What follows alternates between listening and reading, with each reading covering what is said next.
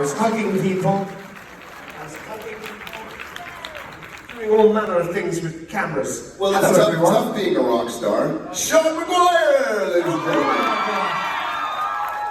We were just talking about kind of voiceover and kind of that kind of thing, and I was saying that, you know, it's very, very competitive and it's challenging. But my last point would be the most important thing about it is, who are you talking to? Where are you? And what are the, you know, specifics of it? Same way we build a character for on camera. And it's challenging. It's tricky. Acting.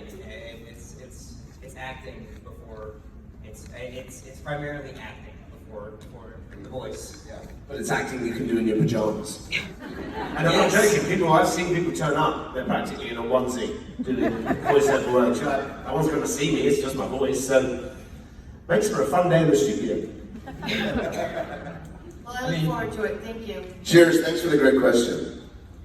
So Jared, you said you play a lot of Pokemon Go, and I was wondering if you could tell us some of your favorite Pokemon, and who are you walking as your buddy? My buddy right now is Palava, because I want me a Typhlosion. But my favorite Pokemon are Lucario. Ever since Lucario came out, he's been one of my favorites. Pikachu. I know what Pikachu is because my son keeps saying Pikachu. Pikachu's great. Currently, this Pokemon is not in Pokemon Go. One of my other favorite Pokemon is a Pokemon called Maguire. It's like a sound Bat Dragon. It looks badass. But that's beside the point. A Pokemon that was recently added to Pokemon Go, Tepe of the M board's awesome. So there we go. Good stats. I hope that covered that for you. Yeah. Thankfully, Are we all up to date on it? Yeah, we all know what we're talking about now? Good. This is the memo, I have no clue. I was wondering, what was your favorite holiday and why? Is that question to all three of us? Okay. Would you like to go first? Christmas! Christmas is pretty good. The like feel of it is so great. And the tree, and the family, and the smells, and everything about it. It's just great. Plus, there's pumpkin spice lattes involved, so that's.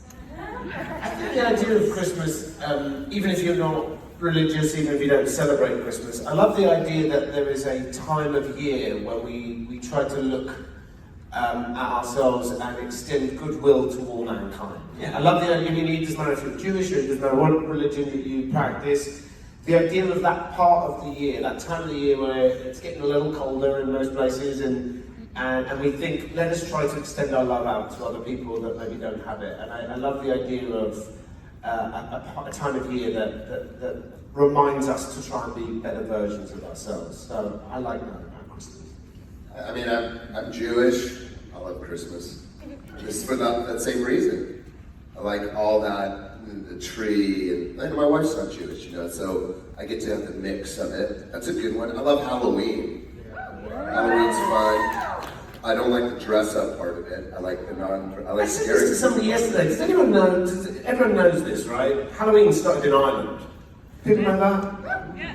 A lot of people are like, no, it didn't. I'm like, yes, it did. We'll get into that another time. But yes, I said to someone, they were like, no, it's not. It's American. And I was like, America's like 240 years old. It's like 5 minutes in the span of time. Ireland had this centuries ago, but look it up. It's very fascinating.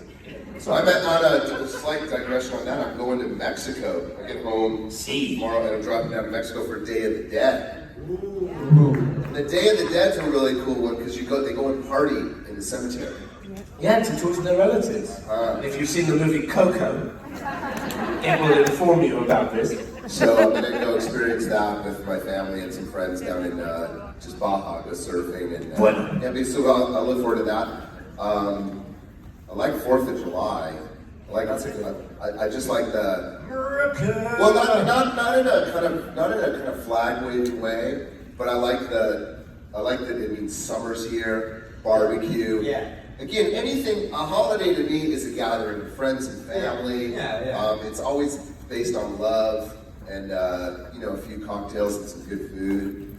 I love it. Even as some people often say to me, oh, you're English, you probably hate 4th of July. And I'm like, first of all, I'm Irish by birth, by blood. And second of all, no, I think kicking out tyrannical kings is a good thing. Even if it's the country I grew up in. Tyrannical kings, no good. Or tyrannical presidents, but we won't go into that. Keeping it non-political, it's a Sunday, let's keep it family friendly. Fair enough. Great question. Thank you. Thank you. This question is for all of you. I was just wondering, how did you get into acting? Like, how did you start? I lost a bet. I was trying to become a systems analyst, and I went to the wrong room, and they said, acting, and I went, sure, okay. No, I'm only kidding. I think everybody's story is different. It's often a happen, chance, accident. Yeah, I mean, for me, I like to say I fell into it by accident. My sister was always the more outgoing. I have a twin sister. I'm sure most of you know that. Either way, she was always the more outgoing of the two of us, and my parents were approached to get her into acting, and of course, because we were twins, they're just like, okay, we're gonna put them both into it, and well, now I'm here. She rides horses, so that's fun. Levis? I got into it through school, I wasn't a child. I mean, I was a thespian as a child, but just doing school shows in my, the junior high and the high school. By the time I got to high school, I was really focused on it. I went to Santa Monica High. My classmates were Robert Downey Jr., Emilio Estevez, Sean Penn, Rob Lowe, my classmates, right? So I was pretty envious of the Hollywood. I grew up in it. My family's not in the business. So I might as well have been from Whippany, New Jersey. Because the journey, you might live and grow up right across the street from the movie studio, but it's 1,000,000 miles to get invited in there, right? And then I went to UCLA, and I started a theater company called the Actors Gang with my buddies from UCLA, Tim Robbins. That's where Jack Black came out of. I've known Jack since he was 12. Kyle, if you guys know Tenacious D, he was my old roommate for many years. So that's how I started on the stage, and I became a professional at 23 after I graduated from college. So it's interesting, like as opposed to the guys that get in it. Here's two great examples. I said this about Jared. How most young Hollywood actors, by the time they get to about 20 years old, they're messed up. And so to find someone that's still centered, and you survived being a child performer, and they're still centered and still love the craft. And I think that's a real, give them a round of applause for the ability to get to Back my sanity, to get my lack of addiction. That's right. Or rehab for me. Bravo! Well done for keeping your brain largely intact. It's hard to do though. That's true. I mean, the spotlight can be very corrosive, and too much too soon, it can be very damaging. I think one of the reasons this young man is such a good lad and has got his head on is because he's got great parents. If you've got good parents that are not that overly pushy stage school parents, and my parents were very laissez-faire about it. They were like, you can do it as long as it doesn't interfere with your schoolwork. And the moment it did start to interfere with my schoolwork, they pulled me off the show that I was, well, they didn't pull me off, but they suggested that I leave the show. There was a called Great Chill, and I listened to my dad because he's a smart man. And I left that show and then ended up getting another one, and it kept snowballing. So, but in answer to your question, everybody's way that they've become an actress is always different, but mine was, my mum and dad teach Irish dancing, and I was dancing somewhere with siblings, and a bit like you, an agent saw us dancing and then said, would they want to do it? And then a few weeks later I had an audition to do a movie with Sir Laurence Olivier, and I ended up getting it and playing his grandson, and that was my sort of start. So it was an auspicious start. So we have actually I have a connection because I have a narrator. That's right. Right, I didn't say it, but I went to college with Richard, his son. And Richard was one of the guys that founded the group with me. I'm 18 years old. Richard is a director. And we've done a play, and we get a chance to perform it for Lord Olivier. And we do the show, and we go out to lunch with him afterwards at the Westwood Marquee in LA. And he's like, I'm like, oh my God, Sir Lawrence, I didn't know what to say. He's like, call me Larry, dear boy.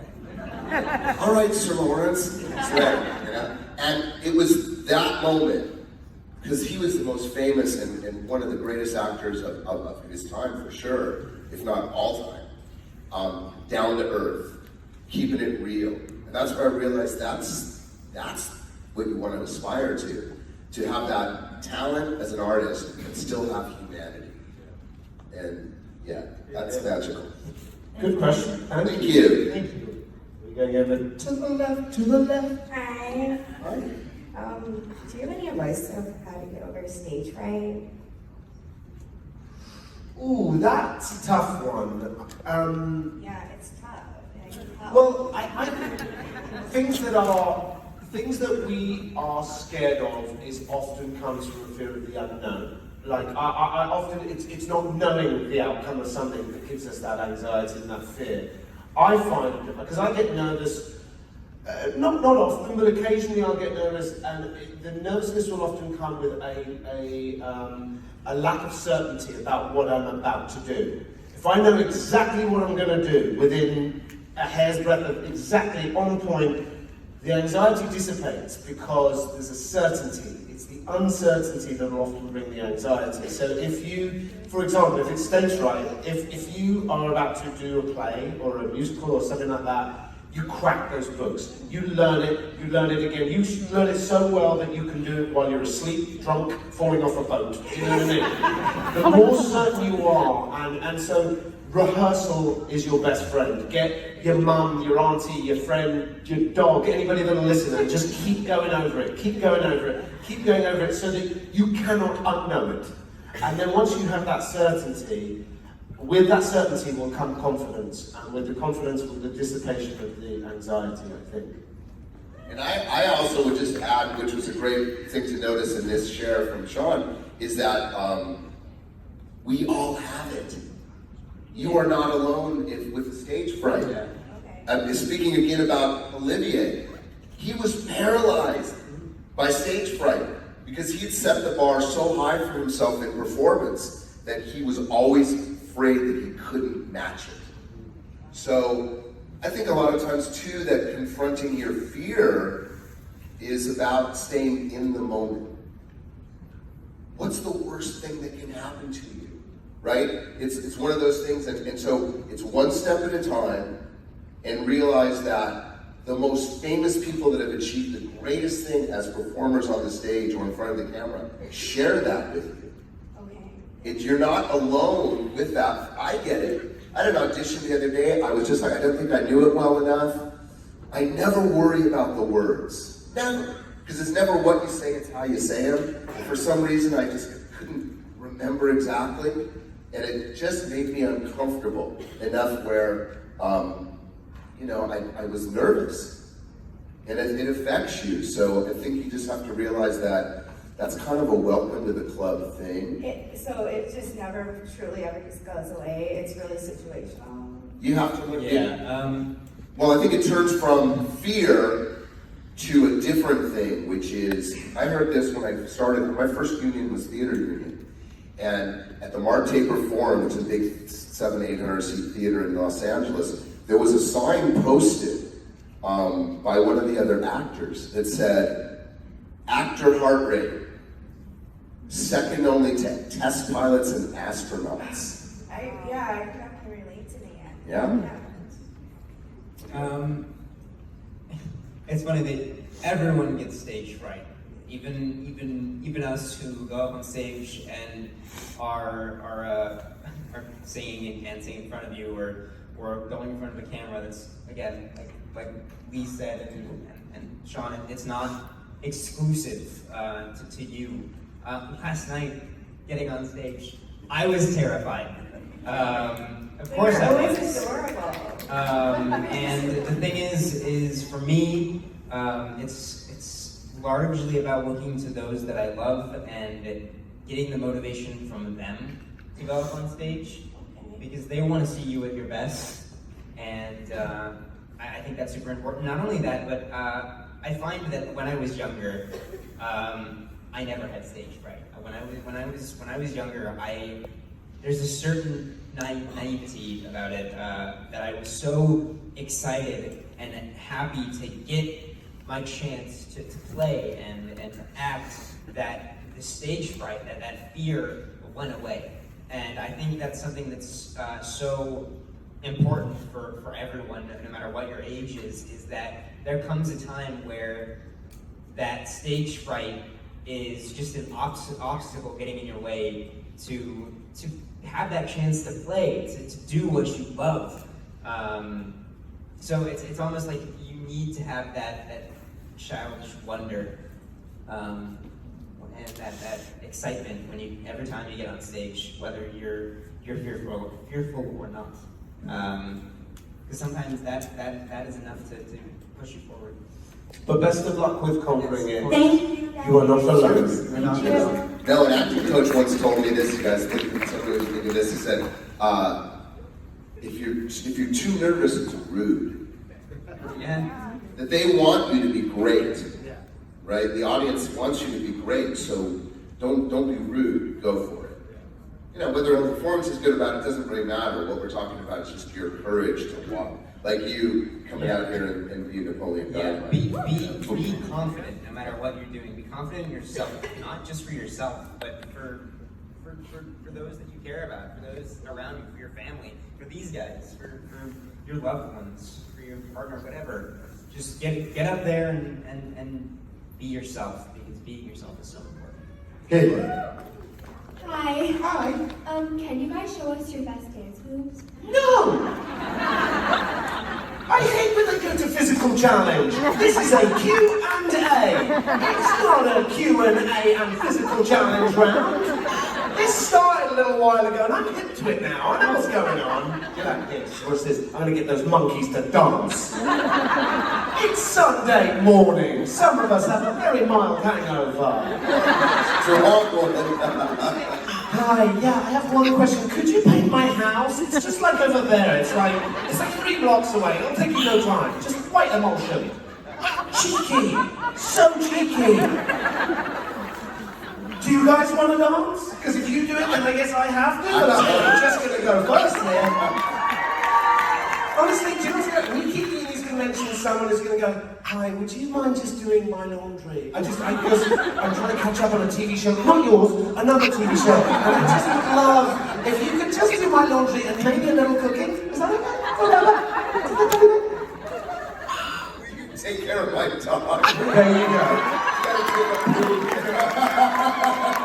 I'm on to you guys, because you think, you're like, they'll never know. You just, because they're up there, if you ask, they have to do it. Dance, monkey, dance! Yes. See? You weren't ready for that sexiness, were you? I was. I knew he was going to do that. We planned this. We knew you were going to ask that. Ha! Could you just speak Latin? Just a little bit? Like, just translate this ancient text? Is that okay? Very good. Touche, bravo. Right there. To the left. I won't ask you to dance. Thank you. So, Lee, you were talking earlier about how, like, in the early, 1,000 years ago or whatever, actors were considered second-class citizens. And back then, at least in England, women were not allowed to act because, science thought their brains were too small to handle anything challenging like that. There's some people in this country that still think that, unfortunately. Some of them are in government. I've read some of this, I'm like, what? Yeah. Anyway, so the question is, if you could play any female character, like on stage or in a movie, who would it be? Oh, that's a good one. That's a good question. Well, all the Shakespeare, because the thing was that, right, goes back to that ancient Greece, ancient Rome. The rise of the church is what made it, because the church was your theater, right? That built like a theater, coming to these the early days of it. That's what they vilified. Prior to that, the telling of the story was sacred. As far as the women's roles, man, I like As You Like It. I think Rosalind would be a good one. I would go to the classics. That's because I think that's when the men do get to play. Nina in Chekhov's Seagull is a remarkable role for ladies, and an amazing, Chekhov, he wasn't a bad writer. That role I know is coveted by a lot of actresses. So that'd be an interesting one. Hedda Gabler, Mother Courage.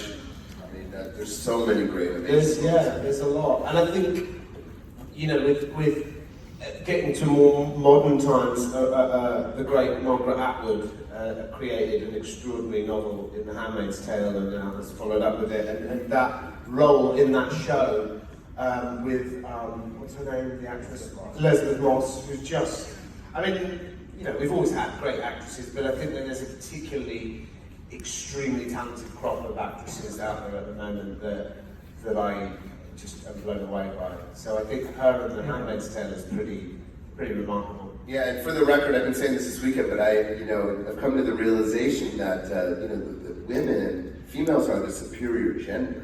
I told myself this. Yeah, and I'll say because you're responsible for the survival of the species.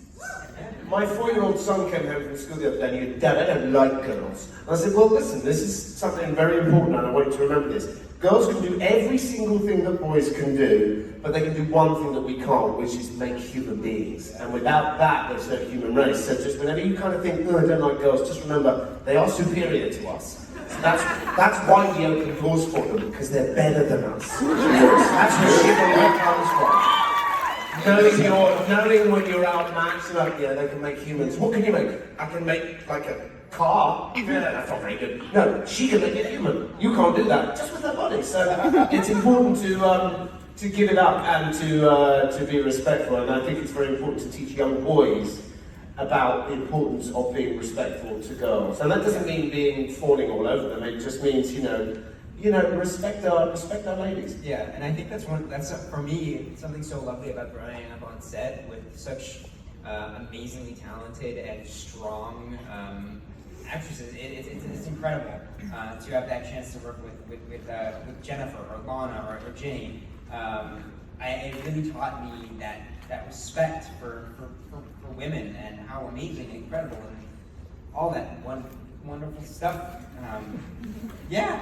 And as for if I could play a female character, this is gonna be really dorky, but I'd pick a character from a wonderful space opera, Princess Leia. You picked a wonderful Leia. Come on, I want to Leia. There she is. Thank you. Help me, everyone can do it. Hi. First I wanted to say that you guys were amazing at the concert last night. It was a really good show. Thank you. And I was wondering if you have any upcoming projects that you can talk about and tell us about? No. I'm shooting something at the moment, but I can't really say too much about it because but it's really, I'm having one of the most fun times I've ever had because it's not straightforward. I can't really say too much. I wish I could, but I posted a picture of me as a character, and that might not be the only character I play. But one character is a pig. He's a sort of, and they've shown that scene, so I can talk about that. He's Sir Effingham, and he's a very old-fashioned, speaking about women and respect, he's a really old-fashioned, he's dressed like Ben Franklin, but has a full pig head. And he's very polite and very well-mannered, but he's a chauvinist pig. And one of the scenes that I have with this actress friend of mine, I'm trying to bestow a quest to save the world, and I'm saying, I need to find this person, can you help me find this person? And she's explaining that he's dead, and she says, well, I can do it. And I'm like, no.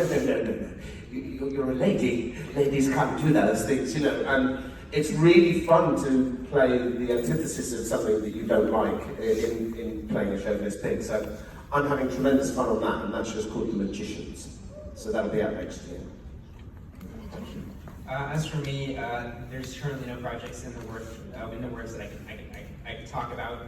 As I've said many times over the course of the convention, I'd love to get into voice acting. And as for where you can find me now, I'm streaming on a service called Twitch, so you can watch me play video games for hours on end. I got some stuff like irons in the fire. With me, I'm a character actor. I will go I'll work for 7 years and then I won't work for a while. And that's emotional. You have to learn how to deal with that. It used to get me really angry and resentful, and now I treasure it. I go, right before I got Pirates, right before I got Once Upon a Time, I felt like I was lame, I was really down on myself. That's what I encourage you guys when you get those feelings about, when you feel bad about yourself. practice gratitude. That's what I do. I go, what do I have in my life that I'm really thankful for? Well, I got my family, I got my dog, I live in a really cool spot now. And also I build houses, flip houses. I'll just go take a hammer and smash a wall. It'll make you feel good. Just really do some labor. Then when the acting comes in, I go, man, how lucky am I to have this opportunity, right? And so I've learned, this is just over the last few years, to daily practice gratitude, especially when things aren't going great. I had my manager die now it's been about 2 months ago. Healthy, good shape, 61, moving some rocks in the garden, I don't feel good, good night, forever. And it was really hard for me not to go, why'd you die? You're my manager, that's lame of you. How am I going to get a job now? Yeah. Get up! So, but I went there because that's where you go. And then that made me feel really bad about myself, because why am I being selfish? These kids are without a dad, you know what I mean? So, luckily things worked out. Now I have a better manager. Now I'm sort of like, am I happy he's gone? I mean, it's like you get conflicted, okay? So, practicing daily gratitude. And I do have some good ones in the, like irons in the fire, trying to develop some projects, but we'll see what happens. There's a lot of, people blow a lot of smoke in Hollywood. So we're only as good as like when we sign and they have to pay us for it. And I know there'll be some good stuff coming, but I'm happy where I'm at. Maybe for the first time in my life where I'm not angry at the world when I'm not working at the moment. That's a real challenge, my friend. It's a tough gig, actually. Yeah. It's not I don't recommend it, but if you have to do it, if you're crazy enough to want to pursue it, welcome to the club, because we're all great. It's funny. Thank you. Sorry, I was just going off of what Lee said. The actual definition of insanity is doing the same thing over and over again, expecting different results. As an actor, you'll go to hundreds upon hundreds of auditions, expecting a different result, booking the part. That's the majority of the time. That does not work out. So, I think to be an actor, you have to be a little bit insane, but I think that's almost why we're such a lovely bunch. Because we're all mad! Thank you for your question. Well, think about it too, like we take on another character. Our challenge is not to think of ourselves. And that's the difference between the professional actor and the amateur actor. That's where that question about the stage fright comes in. With stage fright, another trick I just thought of is don't think of yourself. Be the character, right? If somebody comes up and asks me to dance, I'm gonna be like, no, right now. But if you were to say, hey, but if you're in the character, you'll do whatever. Sure. So there's something freeing about that too. That's why we call it getting into character. Because when we get into that mental and emotional state of performance, we lose sense of self, we lose inhibition, we embrace our vulnerability, and we interpret as the character, not as Lee, not as Jared, not as Sean. And that's the magic. Thank you. Cheers. Hi guys, I was wondering if you could be any Marvel character, who would you be and why? Oh, God. I could talk about this for like hours on end. Sorry. I'll go quick so that others have a chance to speak. Doctor Strange, because magic. Spider-Man makes me kind of look like him. And Iron Man, because I have a badass suit. Armor. That's crazy ass shit. Sorry. There we go. Done. Sorry. I am Groot. I am Groot. Okay, in that case, I am Groot. if he's Groot, I'll be Rocket. It's funny, I would be, just off the top of my head, Green Goblin. I'd like to be a baddie. Thank you. Oh. Make a good see. I hope that answers your Marvel question. Here, Thank you. but I'm a DC guy because I'm a Batman dude. Yeah, I like that one. Hello. Do you have some questions for us? Hi.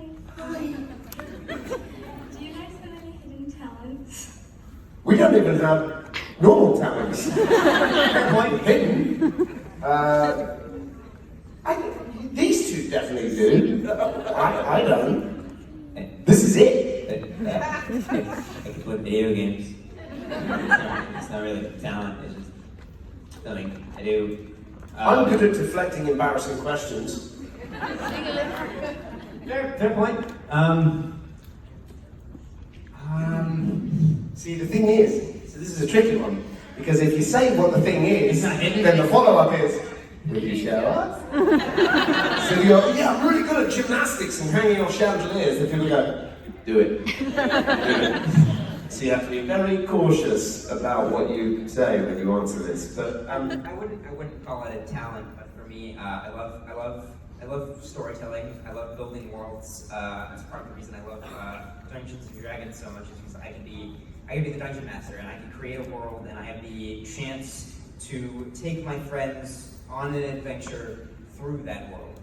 It's something that I absolutely love. So I guess a hidden talent that's not so hidden is my ability to be creative and build worlds from my imagination. it's pretty good. I'll take that. Okay. Hidden talent. It's funny, I like to paint. Some probably people don't, I've talked about it maybe once or twice before. And my wife is a great painter, right? She sells her paintings, right? And so, but I like to paint things like cowboys and kind of weird stuff, right? And in a kind of Basquiat, he's like one of my favorite artists that kind of copies some of his style.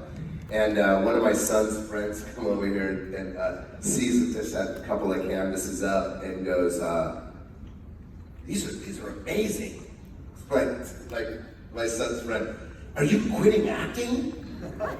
And I was like, oh God, no, it's terrible. But that would be something I would do. I would love to be an artist. I'm actually a very good trombone player, but I don't advertise that. And the reason I told you that is because I'm pretty certain there isn't a trombone player. Because if there would, this story would fall apart really quick. Thank you for your lovely question. That's your new nickname, though. Trombone? No, bone, just bone. Yeah, strange connotations. Hey, where's Bone? Hello. Hi. If there was a season 8, what would be the main conflicts and why? In a galaxy far, far away. I was going to say something and then I stopped myself. Are we back in Storybrooke or are we in Seattle? That's my question. I mean, I did like a couple just the end, just the wrap-up stuff. You did though. Yeah, I did bits and pieces, but I was never in Seattle. I mean, I guess if there was a season 8, I feel like it'd be in the realm of all the realms, and everything's combined, and there's Lana's the queen of all the realms, and then in a galaxy far, far away, the stuff showed up, you know. I think it'd be fun if they merged Once Upon a Time with Game of Thrones for season 8. Just, everybody going at it. Battle of the Bastards in Storybrooke. Yeah, it's like 3 of you. Yeah, there's like 3 of us. You could be fighting yourself. Yeah. This thing practically writes itself. Yeah. Let's get Adam and Eddie on the phone. No, I have no idea. I'm really pleased. I mean, the greatest thing is that thank God we're not the writers. I mean, maybe Jared should do one, but like, I love what I love about the acting is that it doesn't say costumer by my name. That's someone else's kid. It doesn't say writer by my name. I only have to worry about. I learned to really keep my side of the street clean. So, and I don't worry about what's on the other side. So in terms of me, I would go anywhere. I've always wanted to see the Star Wars mashup with Once. I've always wanted to see the Marvel mashup with Once. And I've always wanted to see Jack Sparrow show up so I could play a scene with myself. Like, as Pintel meets Leroy or whatever. So that I would go there just for selfish reasons. Thank you. Very sure. Hi, this is a question for all 3 of you. What is the best thing about these Once Upon a Time conventions funnest thing you have experienced? Do you mean like do you mean in general or In general, at these you guys? conventions. Yeah. If it wasn't for you Amen. guys, Amen. we wouldn't Yeah. get It's all about the fans. It's about interacting with the community and being a part of the community. Not only because we're on the show that you watch, but also because we love being on this show. We love being here. We're fans as well, and that's why we are not only we're part of the community with you guys, and it's wonderful having the chance to be here and answer your questions, just hang out. And it know each other. gives us an opportunity to see each other as well. Yeah. You know, it's really lovely when we get a bunch of us all together, and it's a bit like going on a school trip. You know, you get to go with your buddies, you get to catch up and find out what's been going on in their lives, and I think we're all very grateful to you guys for letting us travel the world and meet all of you lovely people and having a tremendous time. So thank you. Oh, thank you so Yeah, much. I would ditto, and I agree to all that. And I also think, it's the stories. My favorite part of the Once convention will be the stories of, or seeing a mother and a daughter together, or a dad bringing the young daughter to our show, and we give the autograph, and the way that the daughter looks at the dad, and the moments of connection.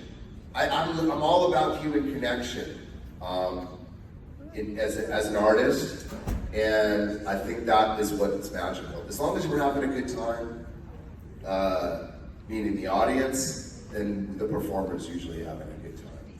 And I think that is all the time that we have. Yeah, So absolutely. thank you, everybody. Sean Maguire, Jared Gilmore.